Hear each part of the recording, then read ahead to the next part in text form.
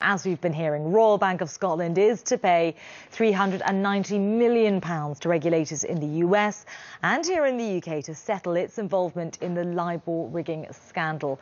Well, the UK's Financial Services Authority issued a fine of £87.5 million, while about £300 million will be paid to US regulators and the US Department of Justice. Well, in a statement, the bank said investigations had uncovered wrongdoing by 21 employees, all of which have either left or been disciplined. RBS is the third major bank to admit attempting to manipulate LIBOR after Barclays and Swiss bank UBS. Let's speak now to international banking expert Chris Roebuck for a bit more on this. Chris, despite the magnitude of the fine, RBS shares actually finished the session up about 1.36%, and that's because, although it was big, it was actually slightly less than markets were expecting, wasn't it? To some degree, yes, it was less than markets were expecting, and it was less than UBS got. I mean, what is sort of in some ways fascinating and sad here is that today in UK we've got two examples of exactly what happens when leaders forget people and ethics and just focus on the money. Both RBS and Mid Staffordshire show what happens when leadership goes wrong. And leadership went wrong in RBS for a significant period of time. We're talking about a number of years where what was effectively unethical, if not illegal behaviour, just carried on and carried on. And yet it wasn't just RBS. There are 10 to 12 other global banks that were doing the same. You say leadership went wrong. We've heard that the head of the investment arm, we do expect him to resign. We've also had apologies across the board from Stephen Hester, the chief executive. Is that enough, or do you think more needs to be done to change the culture within the bank then?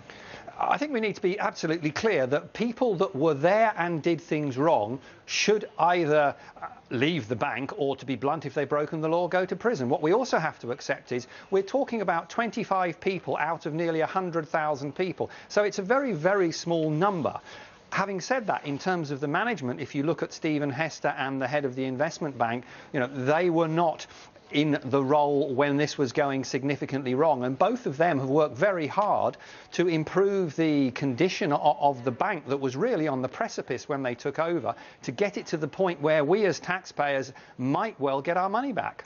Now, as you were saying, this was a problem that affected not only RBS, but other banks have, of course, been implicated. The third such LIBOR fine, Barclays has had one, UBS had the biggest of all.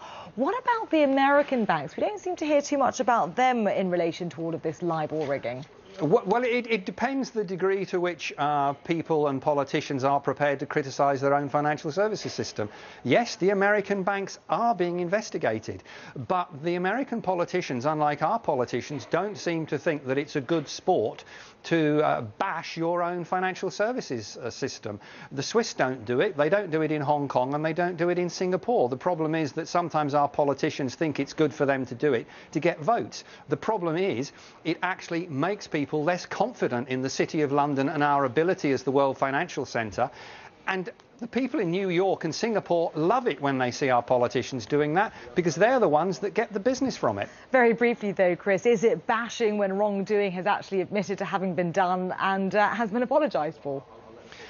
I don't think you need bashing. I think you need a considered analysis to punish the people that did the things wrong and to make sure it doesn't happen again.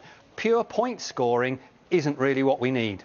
Chris Roebuck, international banking expert, many thanks for those thoughts. Thank you.